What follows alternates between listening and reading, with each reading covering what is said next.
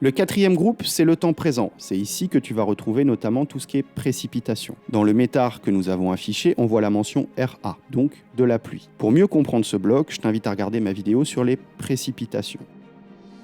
Le cinquième groupe, il concerne la nébulosité. Ici, nous sommes few à 500 pieds et broken à 3000 pieds. Ici aussi, je te conseille d'avoir vu ma vidéo sur la nébulosité et la classification des nuages pour une meilleure compréhension. Dans ce bloc, tu vas pouvoir retrouver toutes les mentions concernant la nébulosité, avec les traditionnels few, SCT, broken et overcast, suivis systématiquement de la hauteur de la couche. De temps en temps, tu vas pouvoir également retrouver NSC pour No Significative Cloud.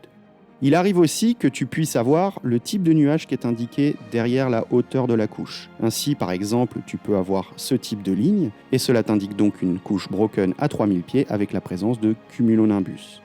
Si jamais tu retrouves 3 petites barres, en fait, ça t'indique donc ici, par exemple, une couche few à 1500 pieds, mais que le type de nuage n'est pas détectable. De temps en temps, les barres peuvent être placées devant le type de nuage, ce qui signifie que le système a bien pu détecter des cumulonimbus, mais que la hauteur n'a pas pu être calculée.